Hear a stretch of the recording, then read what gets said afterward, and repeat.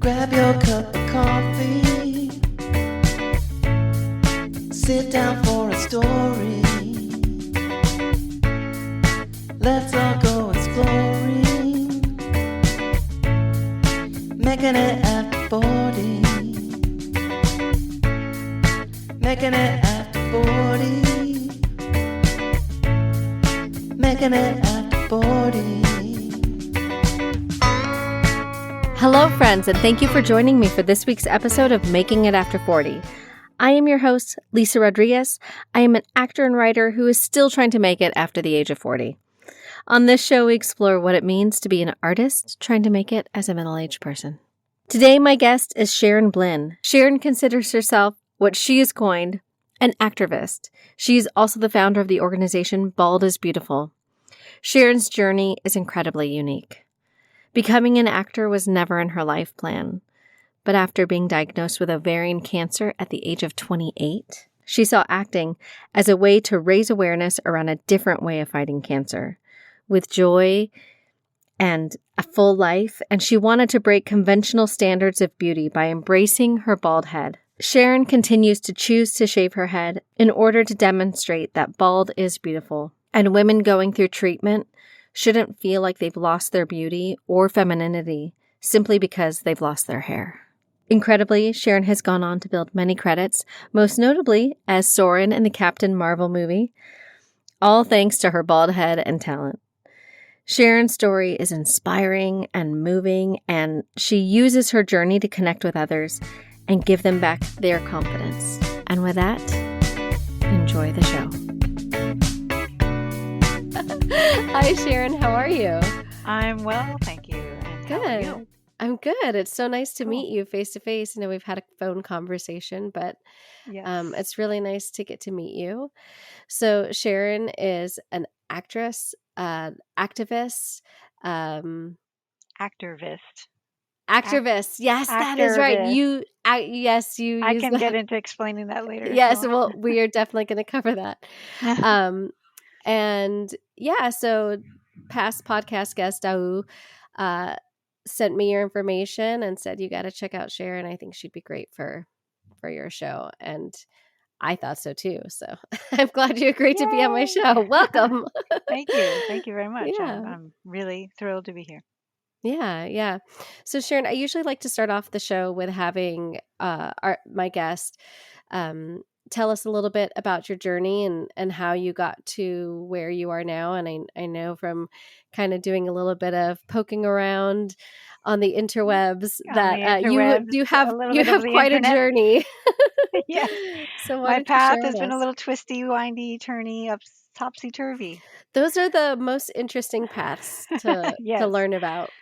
I've never gone down the straight and narrow. I've always taken the alternative path, so or blazed the trail of some sort or another. But anyway, yeah, I guess if we're just talking about like how we got here as far as where I am as an actorvist, Yeah.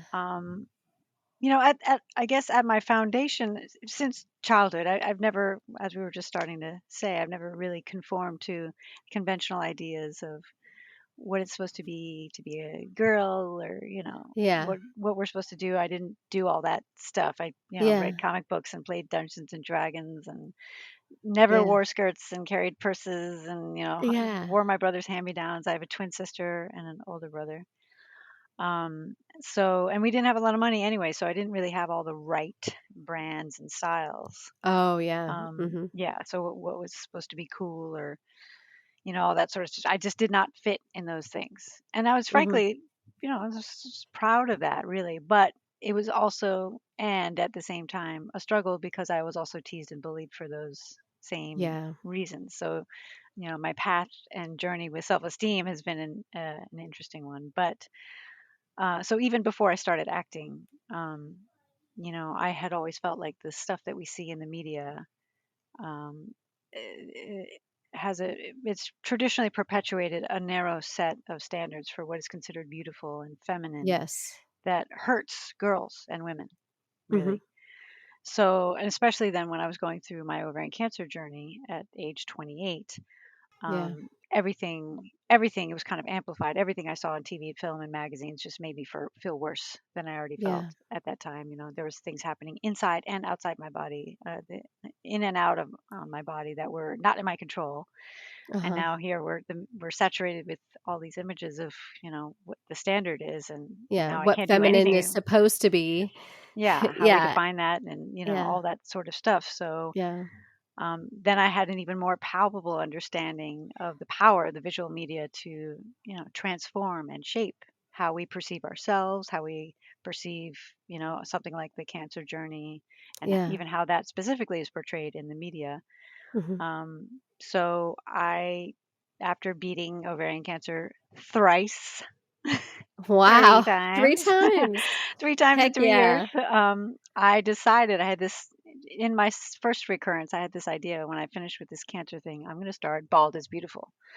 Yeah. Um, and so that's how I became what I call an actorvist, because Okay. I had decided I'm going to use the visual media to put a different image out there, a positive, empowering image of a bald Yeah. woman, um, to shift the narrative on what that look means and what the cancer experience can mean. So Bald Yeah. is Beautiful is the fuel behind what I do as an actor. It's the Yeah. thrust behind my storytelling, and um, all about empowering and encouraging women to define our beauty and wholeness on our own terms, Yeah. in sickness and in health. And it's funny, because I was just thinking about this recently without realizing it. And I started this 20 years ago. Yeah.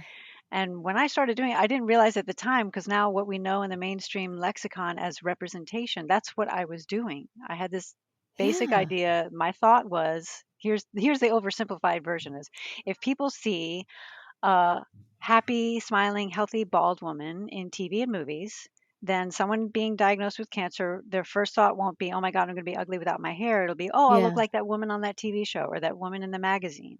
Yeah. So that was like the basic idea, was, okay, if we put these images out there, it, it can represent an aspirational thing rather than this thing of devastation. They can see a bald woman and see strength and confidence and grace and elegance and joy, and Yeah. not, the usual gray pallid, frail, about to keel over woman, or covering it up with ill fitting scarves and things that just Or feel sad, wigs. and Wigs like that I make your look. head itch and yeah. Yeah, which, the thing is, I don't say don't wear those hats and scarves and wigs. It's Right. underneath. You can't cover feeling shame or ugly. So it's more about, like, have a sense of adventure then about it. Uh, Wear a uh-huh. wig with pride. Have fun. Wear a different color than you might already have, or Yeah. try different hairstyles that you never tried when you had hair. You know what I mean? It's sort Yeah. of, either way, embark on it with a sense of adventure. I always say, like, wigs as accessory, not a necessity. So I Yeah. don't Yeah. get Yeah. down on women who I like want that. to cover it. Thank you.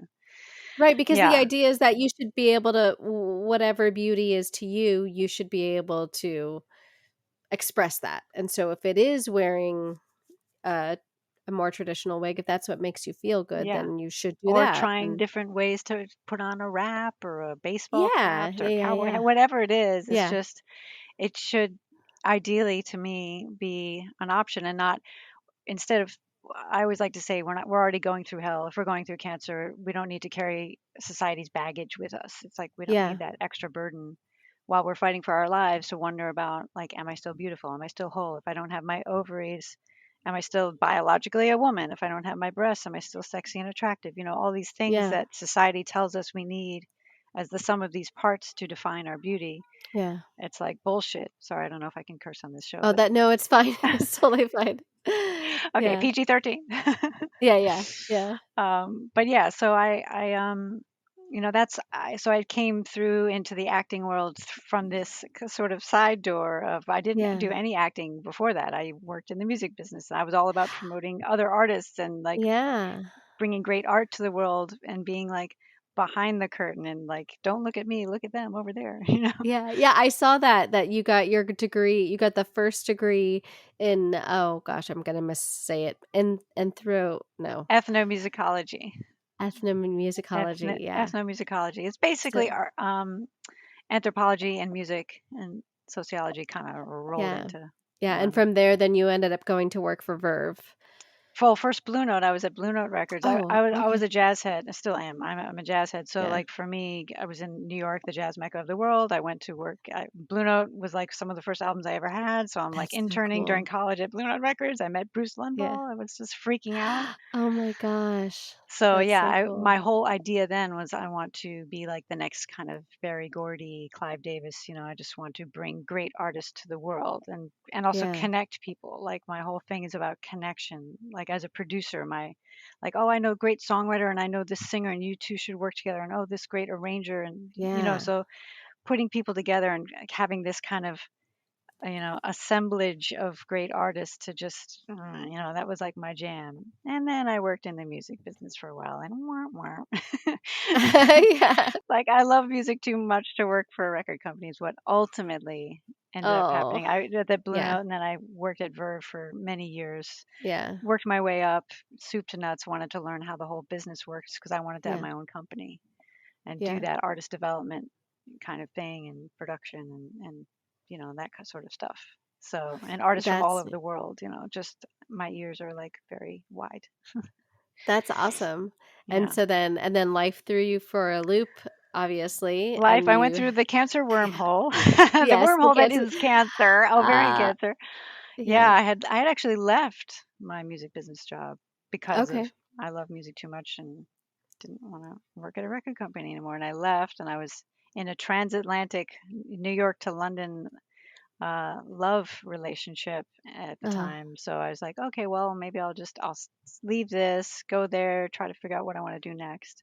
And at the end of that first summer in London, I had these stomach things that turned out to not be stomach things, but I came back to New York. I was going to explore all these things. And then I went down to Miami to visit my parents for like a week. And that 1 week turned into a 3 year medical mystery tour of oh appointments and wow. things of really debilitating pain that sent me to different doctors. And 5 appointments later, consultations later, it was like that's when the word malignant was thrown down. And then my life changed forever. Yeah. Yeah. Yeah. Wow. That's a lot. Yeah. Yeah. It Yeah. was very unexpected. Obviously, I was Yeah. 28. I was invincible. Yeah, yeah. Oh yeah. Yeah, you Oh, it's don't just expect that I'm to eating too happen. much lemon. I love lemon. Oh, it's just stomach acid. It's just it was like Yep. oh, I don't have time to go to the doctor. It's fine.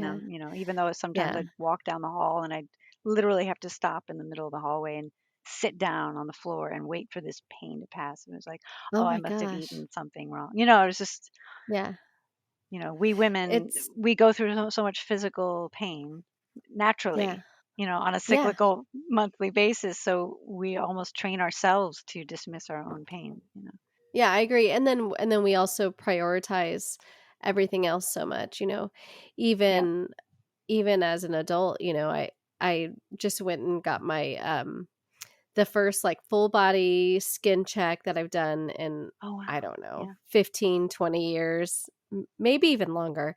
But it was because my mom was like, you really need to have that mole looked at. Like, have you looked at it? And I was like, and I kept thinking, well, maybe I should, maybe I should. But it took my mom pushing me, and I'm, 43 years old, and I still, Yeah. I still I want to be haven't like, it's done mine fine. yet. So you're inspiring me. Maybe this is maybe a good reminder that I've always thought about doing Yeah, that myself. it was honestly, I was thinking in my mind it was gonna be a big deal, and it was so fast and so easy, and everything was fine, and I was like, "Oh, why did I put this off for Yay. so long?" Yeah. But so so then you're in remission now, and you decide that you wanna, like you said before, representation was a hot thing, you decided that representation matters, and you wanted to take on acting. Yeah. So I how just did you was, go about jumping into well, acting? I mean, to say that you're like, "I'm gonna be an actor," and then to actually I do it know. are Yes. 2 different things. Yes, and I fully respect my twin sister is an actor and she's been doing it for way longer than me and she does mostly stage and avant-garde New York Oh, that's City, so cool. originating roles off Broadway, that kind of stuff. She's been doing it for a long time. And so she actually gave me my first acting job, technically. Aw.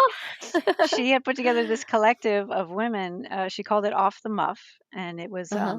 7 women It's her theatrical response to the vagina monologues. I think, I don't know if you know, like I think every year there's a window of time when anyone anywhere can do the vagina monologues without Yes. any Yeah. fees or I, whatever. It's V Day. we did it in college. Yes, Yeah, exactly. yeah, yeah, yeah. So, um, so I think she missed the window or whatever it was, and she was like, "Well, I'm just going to do my own thing." She called it Off the Muff, Uh-huh. and I was going through my ovarian cancer stuff, and part of my journey involved a lot of journaling and writing and stuff. And she said, "Hey, so do you want to be part of this collective and talk about your ovaries?" And I was like, terrified and okay. Yeah. So that was sort of the first, and so all of our pieces were all first person autobiographical monologues. And then we also had some like call and response stuff. And we did it not in a theater. The first, it was like called this place called Madame X Lounge on Houston Street. Uh-huh. So like I was sitting on the bar and someone was standing on a table and there was a balcony up there and the audience was all mixed in with us and my brother played Yeah. djembe and then there was a DJ. It was like this cool full immersion theatrical experience. Yeah. That's the way my sister does it. Her name is Elisa, by the way.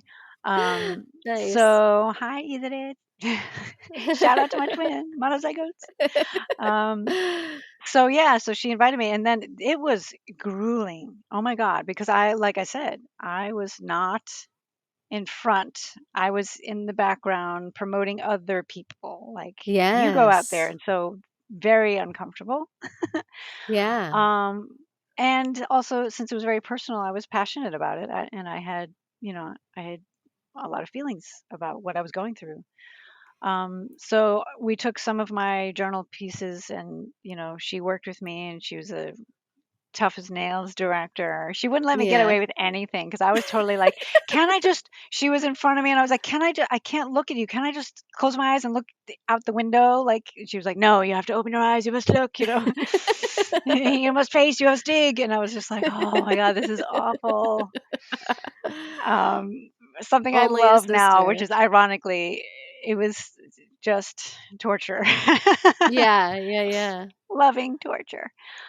So yeah, I white knuckled it through the whole thing. I was sitting on the bar and I was just grabbing that thing for my life and went through it. And we put it down to like, a couple minutes. I don't remember how long the monologue was, but I wrote about my ovaries Yeah. and, and it was amazing. And that's kind of like when I got the bug for like just separately. I was like, I think I like this. I don't know what that feeling is, but I think I like it. And my sister, being a twin, of course, the one I trust the most, like she would have honestly been like, "Go back to the music business. Like, go back to your day job. No, don't. Like, bald is beautiful, but and do it in a Yeah. different way. Bald is beautiful with your mouth closed. Bald is beautiful in a different way. Yeah, find a Yeah, different yeah, way." yeah. But she was like, you know what? Go for it. So she gave me my first job and she like pushed me off the ledge. She shoved That's me really lovingly, cool. like, go fly, be free. So that was my first experience. And then through that, I started just doing like other small, again, off Broadway, Yeah. different little roles and exploring. And of course, asking her for guidance and help. I didn't have any formal training. So I was the quote unquote the raw talent thing, but I Yeah. respected the craft to want to learn and study. So I didn't start taking actual classes until I ended up coming out to LA. Okay. And and I knew I wanted to come to LA. Like at that time in New York, in terms of Uh-huh. TV and film, there was a good amount of stuff happening. But for TV stuff, there were like 5 shows shooting in New York, and 3 of them were Law and Order.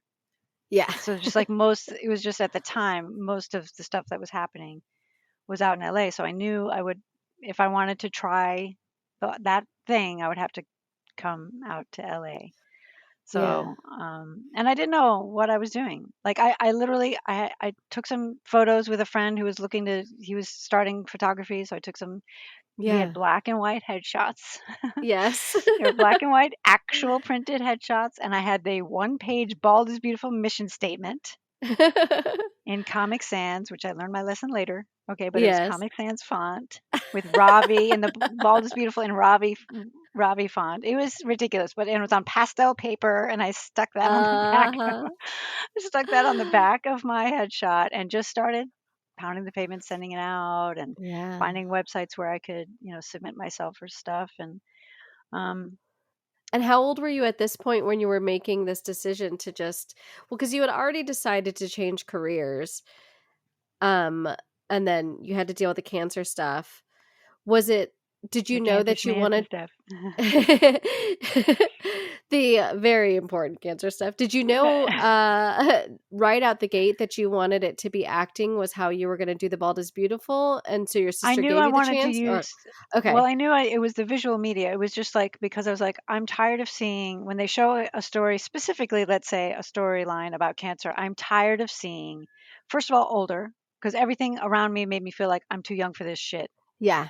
Yeah. So that was the other thing. Like And in that's my not age, in true at our all. There's 20s, so many people who there get it. are, and you don't Yeah. realize it until you're in it. Like for me, I started, of course, then suddenly I'm meeting all these people in this Yeah. community, this vast Yeah. community. But where it's either pediatric or geriatric, and where I was in this kind of middle ground of 20s, young 20s, you know, and even like when I went to a youth support group, the youngest person other than me was 37 years old, or Yeah. 35 or 37. And I was just like, it just kept reinforcing like I'm too young for this shit. Like what the Yeah. hell is going on? So Yeah. I knew that I had a different approach to my cancer than what was in the literature they give you. The literature they give you, all the images are Old older people. women. Yeah. They're usually again covering their head, so I can see this sadness and this pain and this shame and all the imagery and all the, and hair loss is the most devastating part of the journey. Like all this literature that's like, I have cancer, I know that already. I don't need to be more scared. Thank you. Yeah. Yeah. So it's just like I want to do something. I want to put images out there that make people feel empowered, that Yeah. make people like like what I call a societal visual hug, instead of Yeah. something that brings automatically reflects back like you should be feeling frail, you should be feeling ashamed, you should be feeling not good about yourself. You should take Yeah. all these efforts to not let people, and also part of it is protecting other people from our cancer. Like Oh, the yeah. Yeah. wigs Yeah. and the scarves and other things is like, because the look you're getting back from other people is this, oh, pity look, Yeah. and So other oh, people don't feel oh. bad for you. Yeah. Yeah. So it's sort of like if I'm projecting out strength and joy, even with a bald head, people are going to respond to that, you know. Yeah. Yeah. And That's funny great. enough, when I walk out in the world in New York or LA, wherever I am, like I always get women who come up to me like, "Oh my God, I wish I could do that." And I can feel all the societal pressure of how we have to conform to these narrow ideas of what is acceptable and beautiful oozing out of them. And Yeah. I'm always like, well, you can, it'll grow back. Try, go for it, Yeah. I Yeah. honestly think, I think every woman should shave her head at some point, maybe at least once before she turns 35, and just Yeah. experience the freedom of what it is to Yeah. just let go of all of that. Yeah.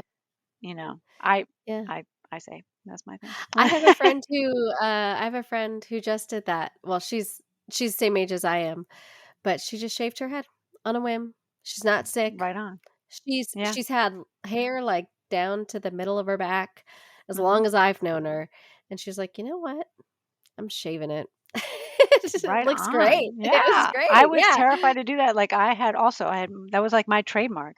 My Yeah. straight, no coloring, no treatment, long hair, hippie chick, flower Yeah. power, hair down to my lower back, never, only split ends cut, never short, just like Yeah. that was my trademark, hippie jazz chick, Sharon Yeah. Blynn, hippie jazz chick in New York City. So like losing my hair was a huge deal for me. I was like, Yeah. who am I? What is my identity? It really was something that put me in a little tailspin. Of course, I was also in the midst of like life or death, whatever. So it was like going on alongside, like, well, what the hell is ovarian cancer? Nobody talks about that, which is Yeah. still the case. So like I Yeah. did all this research and then appointments and surgeries, and then I did a whole complementary medicine stuff of nutritional overhaul. I worked with a medical Yeah. intuitive. I did Chinese herbs and acupuncture. I just dove in everything. I do it the everything and the kitchen sink approach. I did yoga. I'd never Yeah. done any of that stuff before. So it was like a full-time job to, Yeah. beat Yeah. cancer. I mean, the odds Yeah. with ovarian cancer are I was late stage 3C, and it's 30% survival rate. So the Yeah. numbers didn't look good. Yeah. So I knew that coming out of it, I had this, when I I did a haircut party and a head shaving party when I first started chemo. Mm-hmm. And those events made them fun and joyful. And I was like, oh, there were all these little moments along the way in my own journey that I was like, oh, we can flip the script on all of this. This doesn't have to be devastating. It can be all mixed in there, but like I can have fun. We can make Yeah. this aspects that are hard actually fun, and also give a chance for our caregivers also feel helpless just like we do going through it, so it gives Yeah. them a way to participate and not feel like they don't know what to do. It's like, oh well, we're all just going to gather together. Everyone took turns cutting my hair and shaving my head, and Yeah. it was like a fun thing instead of and that's what's got the spark going, like, oh, there are ways to have this experience in a different way than what is being told to us in various Yeah. forms in the literature we're given by the doctors or what's shown on TV, how people move through this Yeah. stuff. I'd never seen what I was doing and what I looked like in the mirror or on TV or films. Like I was just like, there's something missing here.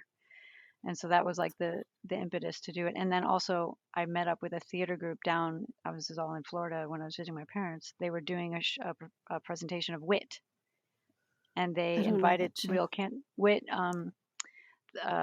Cynthia Nixon did it on Broadway actually, and what's her name from Who's the Boss? She was the first one to do it actually on Broadway, Oh my gosh, I and they can't think both of her shaved name. I their know head. exactly who you're talking about. I'm totally. Can you Google it while we're talking? Yeah. Let's see. Oh my God. But it's a woman who has ovarian cancer, and she's a professor of literature, I believe, and she moves through this journey. And spoiler, she dies. But anyway, this theater company was opening a new space, and they wanted real cancer patients, ovarian cancer patients, to talk to the actors. Like we help them pronounce medical terms and like talk Oh to them yeah. about what it's like to go through treatment. And I, in the middle of that, just volunteered to shave her head. Like, I want to shave the main actor's head. Yeah. And they were like, oh my God, great. And we'll send a photographer. And I was like, okay, cool. So, and we had so much fun. And it was such a beautiful, oh my God, I get goosebumps thinking about it. Such a bonding Oh. experience with her, the two of us. Yeah. And then, so there's this beautiful picture. It's like profiles. She's facing me, and we're holding each other's faces, her bald, and now we're both bald, laughing and hysterically. Oh. And I didn't know what was going to happen with that. And I thought it was just going to be this little kind of mention of like, oh, we're opening this new play. Yeah. It turned out to be the cover of the Miami Arts and Leisure section of the newspaper, this huge thing of that photo of us Oh my laughing gosh. joyously. And I didn't know it had come out. I knew it was going to come out like that week or whatever. And suddenly my parents are getting phone calls at their office like, oh my God, I didn't know your daughter was going through this. And that picture is so amazing. I'm sending it to my aunt because it's such a joyful photo. And she's going through breast cancer and it's going to make her feel better. Like all these different things came in. Yeah. And I was like, oh, and that's when it really clicked. The Yeah. power of a joyful image of two bald women Yeah. can really create joy for someone else seeing it, and they can see themselves in it in a way that no one else is telling them, giving them permission to do. Yeah. And so that's when it was like, oh, when I finish this cancer thing, I'm doing Bald is Beautiful. Yeah. I'm going to change the world. Fuck That's it. yes, yeah, that's awesome. So you come out to LA then to morph into this activist. You Yeah. were what, in your 30s at that I point? was when I came to LA, I believe, let's see, it's over a decade ago. I've been with my boyfriend for 12 years, so let's see, it was 12, a little more than 12 years ago. Oh my God, I can't believe it. I'm a New Yorker in LA. I am still a New Yorker, but I'm in LA, but I Yeah. can't believe I've been here this long. Yeah. Um, yeah, I drove out here, rented a car, one-way drive, all by myself. Took me Yeah. 8 days, 8 or 11 days. Yeah. Um, and I did enough stuff to get SAG. I knew I needed to Yeah. be. I could do a lot in New York without being SAG, and also book a lot more work on my own. But I Yeah. knew at that time, again, this is like 20 years, well, however long ago, but it was like I knew that the union was stronger out here. You had to be union to do the vast amount of work that was here. Yeah. So I knew I wasn't going to come out to LA until I was Yeah. SAG after now. Yes. So I did that first, and I did like I did the two Sex and the City episodes I was on. Both of those gave me waivers. Okay, nice. Yes, and then I did a third. I did a indie film as a female Hare Krishna. Oh, okay. And that gave me my third waiver. And then I did an episode of Third Watch as a cancer patient opposite one of the main actors who was being Yeah. diagnosed at that moment. And that was Oh, actually my first on-set experience where I was going to decide in my mind. I had like, well, what if they want to make you look like one of those gray, pallid, sickly women? If you're yeah. portraying a cancer patient, what would I Yeah. do? And I was like, huh. And I got to try it on for size when I went to the makeup artist when he was starting to, I don't need anyone to do my hair. I didn't have any. But Yeah. I was like, don't make me look sick. I just blurted that out. And he was Yeah. kind of like, oh, but you have cancer. So, and I was like, but I actually did have cancer and this is what I look like. Yeah. And he was like, oh, that's interesting. So he went and talked to the director. And then I'm like, oh my God, I'm going to get fired. Because he's like talking to the director and they're looking at each other and then pointing and then looking. And I'm standing there like, okay, what's happening? And then Making the director, waves. I know, I was like, oh my God, what's happening? And she came over and she's like, wow, really nice to meet you. I'm so happy to have you here. And I heard what you were talking about with the makeup artist, and I really like this idea. So let's do this. Let's do some where you're looking sad. We will your makeup will stay clean, but let's do some where you show some sadness, and maybe some other takes where you're smiling and giving her encouragement in that way. Because I didn't have Yeah. any lines; it was just a look. She was like, let's Yeah. just try both ways and see how it feels. And I was like, great, Yeah. no problem. Because in my mind, I was like, well, if they want to make me look bedraggled and sickly, I'll just hover in the back. I'll be background and it's fine. I won't, you know. Yeah. But then that kind of bumped me up and I got to do this scene, this exchange with this woman. And the director was so totally down with it. Because in my mind, I was like, we are the ones Yeah. who can decide what story we're telling. Like Yeah. if they're saying, well, this is what cancer looks like. It's like, no, look at me. This is what cancer looks like. Yeah. And we already have plenty of the other stories about it. Yeah. Let's show something different, Yeah. an alternative. And she was down, luckily, That's to do it. awesome. So That's that really was my cool. first, and then so that got me fully SAG. I had to pay it. I was a must join at that point. So Yeah. I joined, and I was like, okay, well, if I'm going to tackle the belly of the beast, Hollywood, now's the time. And Gotta do it. how were you received when you came out to LA? I know you had your pastel one sheet declaring bald is beautiful and all that. Oh But my goodness. how was it jumping Um, into Well, this, by I don't that know. time, I had some of the theater stuff and I had some of those little indie film things and some student films. So I had a little bit now better resume than the one Yeah. sheet pastel Comic Yeah. Sans mission statement. So that was good. And I was SAG. And also, right before I came out here, I booked this huge international commercial for Bristol Myers Squibb. And Oh, that was its whole other amazing story of like they wanted real cancer patients who yeah. used this particular Taxol, was one of the part of my chemo cocktail. And Uh-huh. so when I went in there, there wasn't a script. It was just, well, tell us your story about ovarian cancer. And I said, okay, here's my story. I had ovarian cancer. I used Taxol, but I also used all this other stuff. And I also have an organization called Bald is Beautiful. And I just Yeah. shared about me. When I came in for the callback, the script, which you will see, you can see the commercial online, the script were my words and the end of it saying bald is beautiful. So I'm looking at the script. I'm like, what? What's happening here? And then they explain like Uh-huh. the writers, the ad company, hired writers to pull together from what people said to create an actual like script for their ad. Yeah. So I'm reading it. And I did actually cry a little bit, but then when I was in the room with them, I said, here's the thing, like whether I booked this or not, I just had to say that what's beautiful here is in the advertising world, it's usually let's make people feel like crap about themselves and our product will make you feel better. And these scripts are saying the opposite. We don't have to tear someone down to promote what it is we're promoting. And you're promoting love here. You're promoting self-worth and empowerment. And whether or not I booked this campaign, just thank you so much for doing it this way. It Yeah. means so much to people like me. you know, it just means everything. So thank you. Yeah. And I cried a little bit, and then I was like, Yeah. and then I was totally like, oh my God, I'm crying in the audition room. I'm so sorry. This is all new. And they were like, no, it's okay. And then I booked it.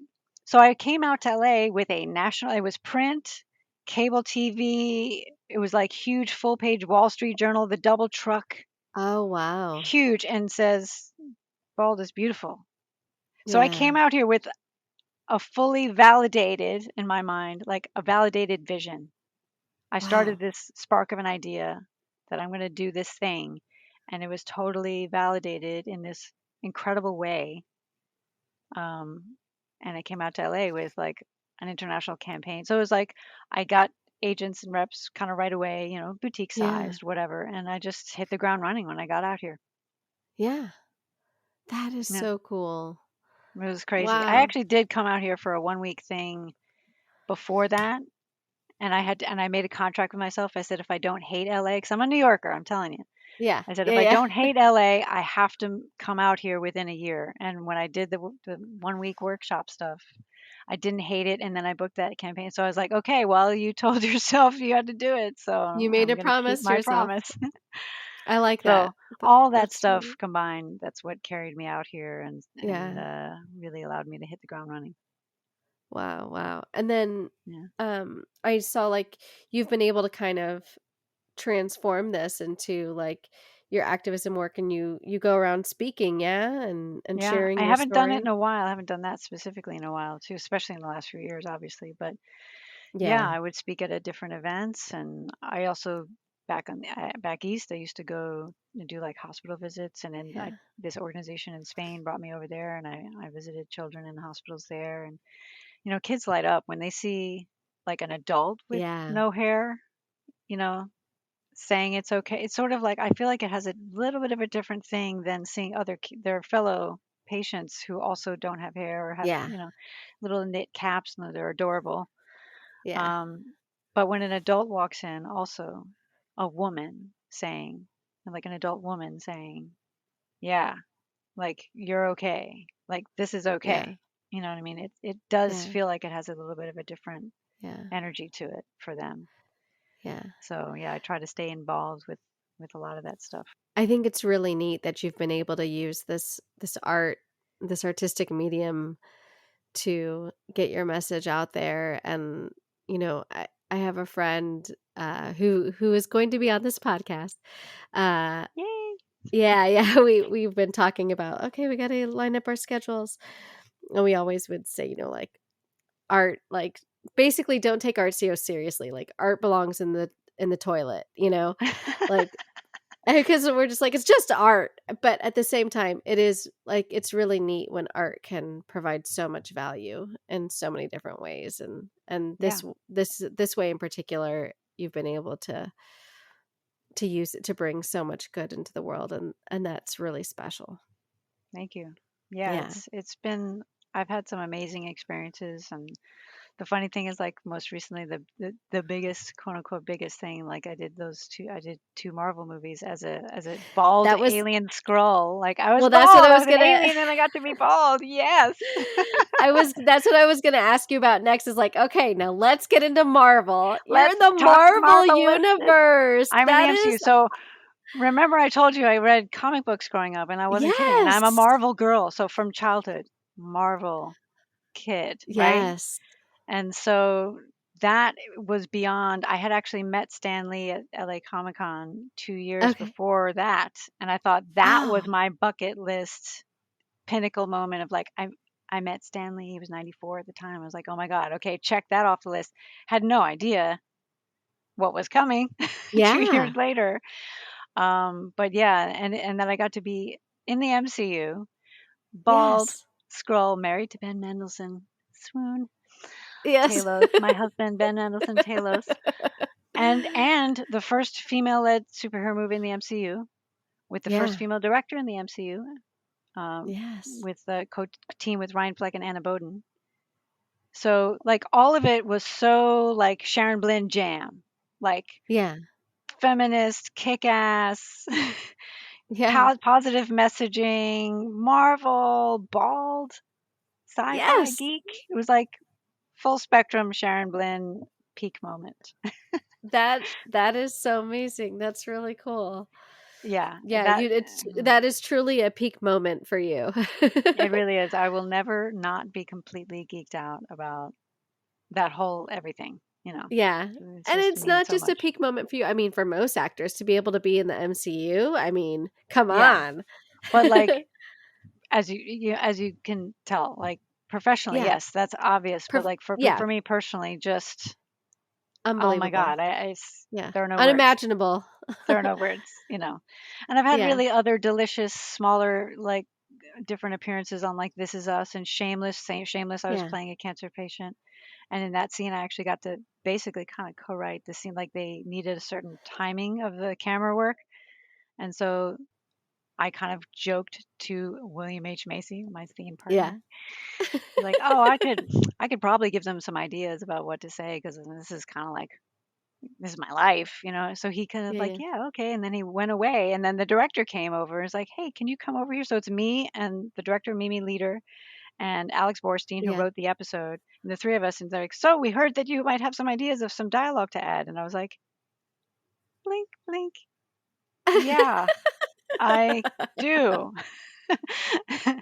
And then I made some suggestions and they put it together, massaged it, and then I did the Yeah. scene. So it was just like, again, full Yeah. realization of the culmination of coming together of like real life storytelling and doing it in the context of a set that are just magical. I Yeah. mean, not everything is always obviously going to be like that, but So you know. so I normally will ask people, what do you look forward to like as you age into your career? But I think in this particular case, I feel like the question is more like you've had so many of these moments where you've been able to what's the word I'm looking for? You've been able to like manifest these outcomes of being able to represent cancer in the way that you want it to be, and then the culmination of having, being that representation and being in your MCU, like all that stuff is amazing. So what do you look forward to in your career in general, and like what is the next level for you with bringing your story and the stories of happy cancer patients to the world? What does that look like for you?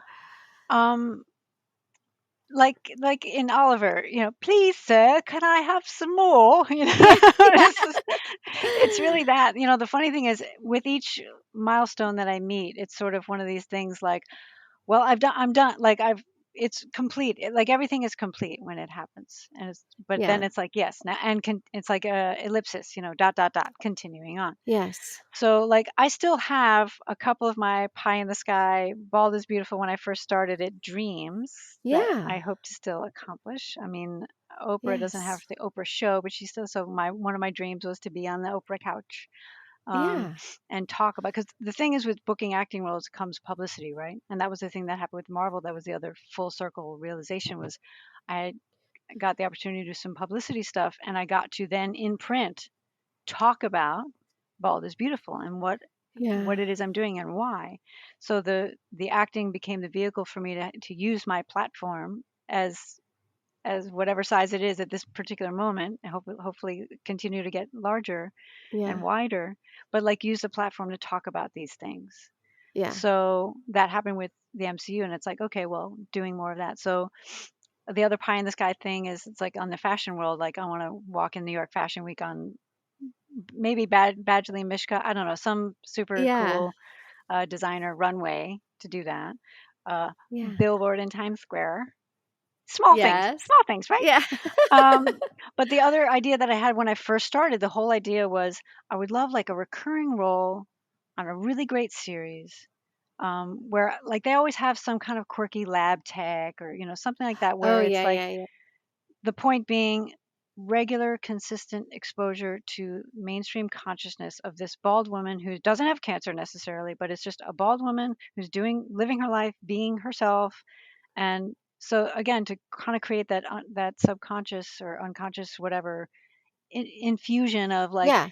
there's to destigmatize and make it part of the expanded norm of what we consider to be oh, a woman can look like this and she can look like this, So it's Yeah, sort of, that it's so that recurring role thing would be, I am a Law and Order freak, so Dick Wolf, call me. Um, so my mom's a lawyer, so I want to be a lawyer on Law and Order so I can say I'm not a lawyer, but I play one on TV, and I just need to be able to say that line somewhere in my life at some point, whatever Dick Wolf universe I can get in or other than Dick Wolf, but I'm a Law yeah. and Order freak, so Yeah. yeah. But that's like, those are some of the ideas of what would I would hope for next. I love Yeah. juicy. Now that I have been acting and I started taking classes when I came to LA and really again respect the craft, I really found places to study and do scene study work and really dig into really honing my skills, so I'm Uh-huh. not just winging it. So uh, juicy storytelling is what I really love, digging in and being Yeah. vulnerable, and so that connecting people, like stories connect us. We Yeah. realize that we have so many shared experiences, and there's differences for different people, but like if the core is the same and then there's these differences, then we can be like, oh, what was yours like? And then that's how we Yeah. connect with a wider expanse of people, by like, okay, there's a nugget of shared experience, and now what makes yours different than mine, and how can I learn from yours, and how can you learn from mine? And Absolutely. so storytelling is And just a powerful, that's what, when you were talking about art yeah. before, that's what art does.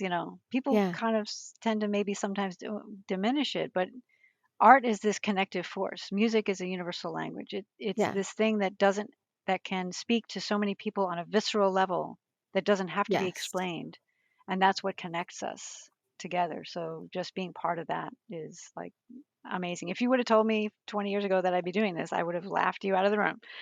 That I would still be bald, that I would be acting, that I would be like, it would just be like, what are you talking about? No way. Yeah.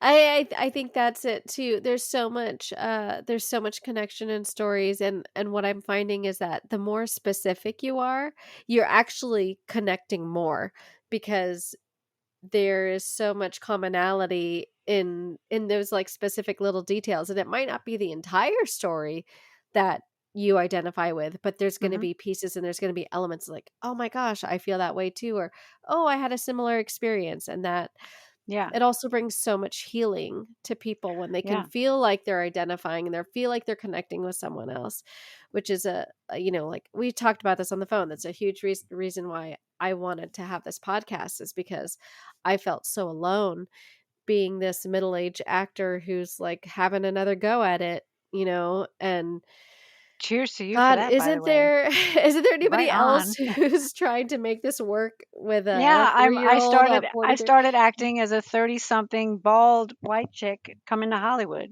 Like Yeah. Yeah. Yeah. so, and the other thing I wanted to say, connected to what you were saying, is that the other part of storytelling is the listening. So that's the other Yeah. part of it, is cultivating a culture of empathy and understanding through listening. And when we're Yeah. connecting with our scene partners, and that's the thing that invites someone to feel safe being vulnerable, is that we're listening. We're not trying to project our own experience, or we're just, the more engaged and listening and connecting we are to someone who's sharing their story, Yeah. the more we all can connect and learn how to do that kind of Yeah. respectful honoring and listening when people are sharing their stories. Yeah. Well, I think you can't learn from someone unless you are listening, right? Because if you're not Right. listening, then you're not taking it in, right? And then Yeah. and when you're taking it in, you have hopefully hopefully you have that empathy, Yeah. and I really do think that that's kind of how you learn. Okay, so I know we're getting close to the end here. So I wanted to ask you. I feel like we covered so little, but we also covered so much. And I We can't covered a believe lot. this Yeah. time has flown. It feels like, I don't know, this has been like one of the fastest conversations. I feel like it went by so quickly. I feel like I was babbling on, but hopefully Oh, not. no, no, no. No, no. It's really great and it's really interesting, your story and how you've come to your creative career in such a different way. Like, not I mean, I know I've never spoken to anybody who's come to it in specifically your way, you know. Um, Cool. so it's a really unique story, and it's really interesting. And here I as a am in middle-aged what person, I call still pushing still pushing. to build that, to bring your message to the world. Well, So I my mean, it could have been over at 28 for me. So yeah, I call these are my bonus content years. So it's like, it's so funny when people say middle age, I'm kind of like, well, that implies that you know the end to know the uh, middle. So what is that exactly? Because I'm just like, I could have been done at 28. What does that mean? So now that's I'm just in the bonus years now.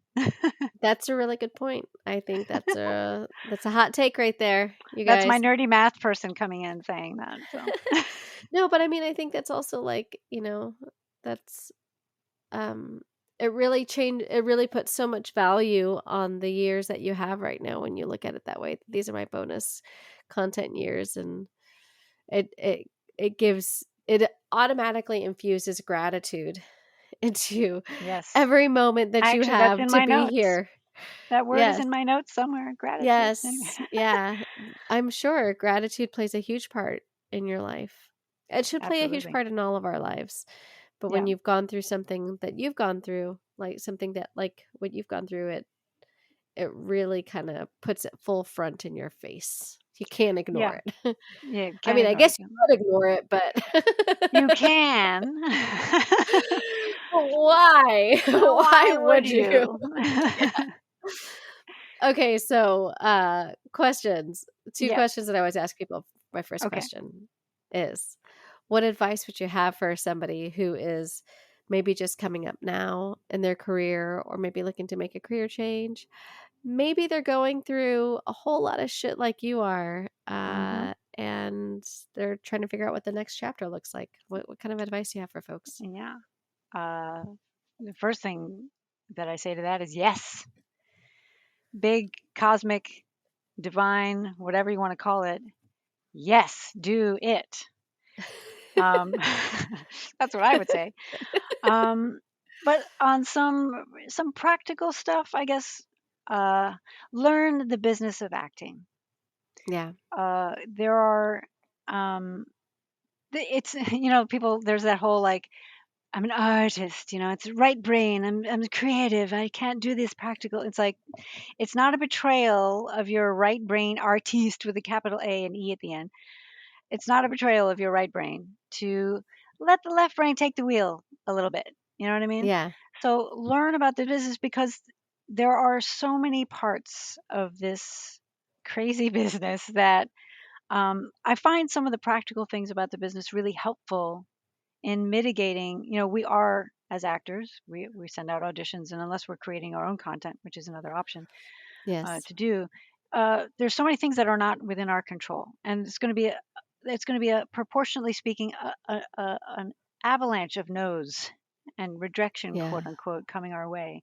And so in some ways, learning about the business helps to mitigate the impact of that, because like, you can't control if the job is going to a name actor, or is going to the niece of so and so, or yeah, they change the look from, you looked when you auditioned it was one thing, but the writers change it, so it's like, you just don't know what's happening on the other yeah, side of things. yeah, So it's important. I feel like for me anyway, it's been helpful being, quote unquote, fairly new to acting, even though I'm over 50, yeah, um, still new at it.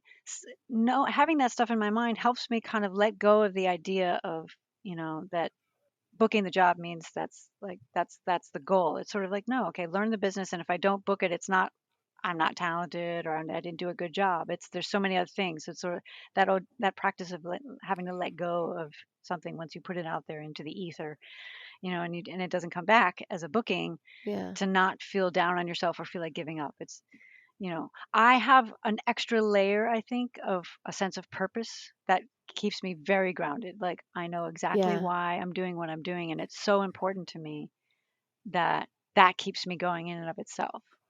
And I still do, though, when I don't book something, or I have like a yeah, dry spell with no auditions. I do get, I do struggle with that sometimes. So yeah, again, understanding the flow of the business and stuff, and how things work, and then also doing practical stuff of learning how to do different networking. It's important to do that. The other thing I would say, like I mentioned earlier, like classes, study yeah, acting. don't make a joke of it. Study acting and scene study classes. I didn't come it from it classically trained, Meisner, this and all these others, Strasberg, and all these extraordinary things that not down on any of that. I just didn't come through that. I didn't come Yeah. through that portal into the acting biz. So just any kind of scene study class where we are, that's like at the gym for actors, acting classes, those muscles of flexing of where we're learning how to dig into our deep well of emotion and building those muscles and removing obstacles and blocks through scene work so that we can be authentic and present and vulnerable so that Yeah. our storytelling can then be more fully realized. So scene study does that. And then the other thing that I would say, companion to that, very important, audition technique classes, separate from acting. Yeah. Auditioning is it's acting. You have to do the acting Yeah. part, but auditioning is a whole other thing. There are so many extraordinary actors who are terrible at auditioning, Yeah. and I think so. There's things like eye line and your physicality, and also quick scene analysis where you can break down, like you have one page, let's say you only have like 4 or 5 lines. How do I create an arc, but also not make it about me? Like if you're doing like a co-star where it's really about pushing the story forward. All those, and that's part of audition technique too, is like Yeah. knowing the tone of the show, knowing how to look stuff up so that when you're going in there, is it a comedy? Is it a drama? Is it single cam, multicam? Like all these technical things tell you how to do the audition. And that's like one of the main things you need to, know how to do. Yeah. So audition technique in addition to scene study and like work with an audition coach. There's no actor too seasoned to work with an audition coach. Yeah. So I just consider those kinds of classes essential. Yeah. Awesome. And then say yes and just go for it. Go for it. Enjoy it. Have fun. Have fun. Yeah. Yeah. Yeah. Okay. That's very solid advice. I think the training is so key. You Yeah. can't do anything unless you get some training. Mm. And it never ends. You'll And be it never training for the ends. rest of your life.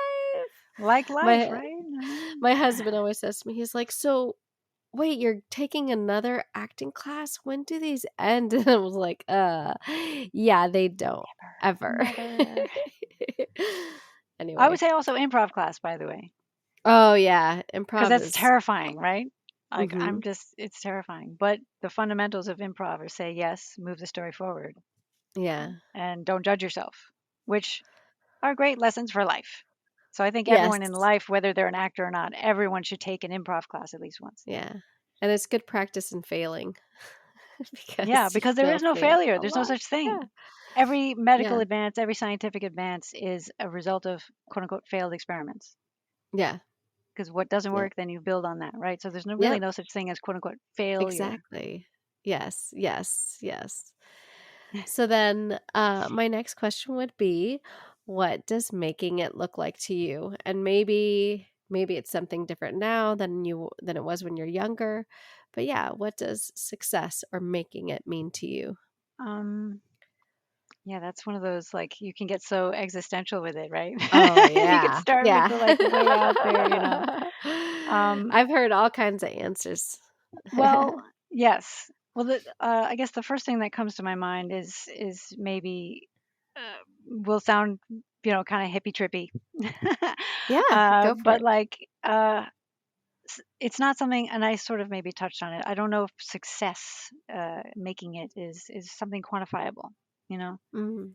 um, living my truth is success. Having a sense of purpose is success. Fulfilling that in tiny and huge ways along the way Yeah. are all successes to me. My like I said, my life could have been over at age 28. So I really try to hold that close in my spirit Yeah. to kind of keep me going when I'm struggling or feeling frustrated in this wacky Hollywood biz. Um, but I would say on a practical note, again, going back to someone maybe who's coming into it, like booking the job itself is not the only measure of success, Yeah.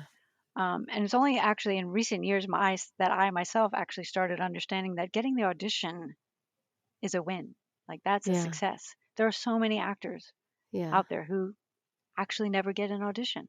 Yeah. So just getting that invitation to be in the room or put yourself on tape, whatever, like that's a success. Doing a great scene in class where you have an emotional breakthrough and you really connect with your scene partner and you have like an emotional, visceral experience, that's a success, But the other layer of that is, again, in a practical side for people coming in, there's this, I'm sure you've heard this expression, booking the room, Yeah. which means again, so many things in this business are not in our control, and casting directors don't ultimately decide who books something. What I'm discovering over the many years is they're not adversaries. They're not on high judging us and looking down on us over their glasses kind of, they Yeah. are allies and collaborators. They love actors. Casting people want us to all to book the jobs. They're rooting Yeah. for us. Hands down, I've met so many casting directors and done classes and workshops, and hands down 100% of them all the time say, we want everyone to book the jobs. Two recently I had classes with, they literally word for word said, what I love most about my job is making people's dreams come true.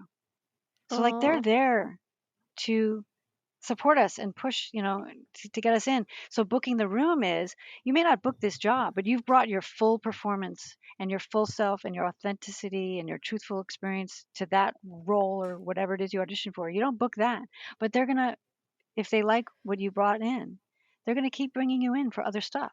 They're going to keep trying to find ways and roles and Yeah. where you and the role will meet. So Yeah. booking the room is you just focus on that opportunity to perform. That's even Uh-huh. if it's one line or 10 pages, whatever it is, that's a moment to tell a story. So Yeah. see it as that. Go in, enjoy yourself, be fully realized and authentic, and also be personable and friendly. And because they want to know, can they trust us in the room? Can they trust us on set? Are we directable? Are people going to get along with us? Are we, so all these Yeah. things are part of when we're booking something that what directors and producers and other people are also thinking about. Can I work with that person? Even if it wasn't that's not what they were looking for in the scene, but they can see the casting director redirects you and you're not locked in heels in the cement about the way you brought it in the room. If you can on a dime swap it up and take in what they're saying, that says Yeah. you're directable. I can work with that on set. So these are Yeah. all things to think about. And the other thing that I think we touched on earlier is gratitude. Yes. Gratitude. That is, no matter what stage or phase of this wacky world we're in on this path, being genuine and showing respect and, um, to everyone you encounter. There's the office assistants, the PAs on set, all of the crew. It's not, don't view things on a hierarchy. We're all in Yeah. this family community of people creating a Yeah. story together. And Yeah. if you do that in concert and in partnership with people, people remember that feeling of what it was Yeah. like to have you in that realm with them. And they will probably want to do that again. So Yeah. always come in life with attitude. We should do that in acting and in life. Gratitude. Yeah. Attitude Absolutely. of gratitude.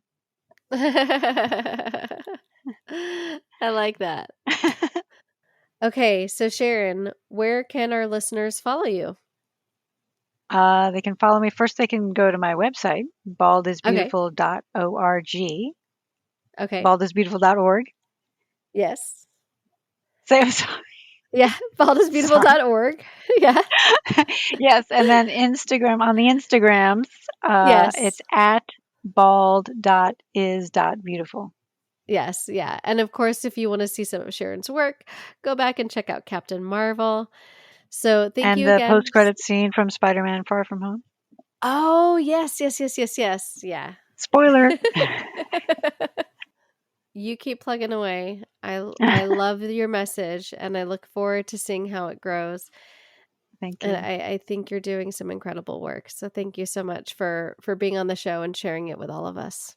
Thank you. And thank you for creating this space to share and, connect. Yeah, absolutely. All right, we'll talk soon. Bye. Thank you for listening to this week's episode. Be sure to follow Sharon on Instagram at bald.is.beautiful and check out her organization, Bald is Beautiful, at baldisbeautiful.org. Please, if you're enjoying the show, don't forget to rate, review, and subscribe wherever you listen. And share it with your friends. Share it through social media. Word of mouth is one of the best ways to help grow the audience. Be sure to follow the show on Instagram at makingitafter40, the number 40, and to catch up on what I'm doing when I'm not podcasting, check out my Instagram at Lisa Rodriguez. Thank you everyone for listening, and have an excellent week.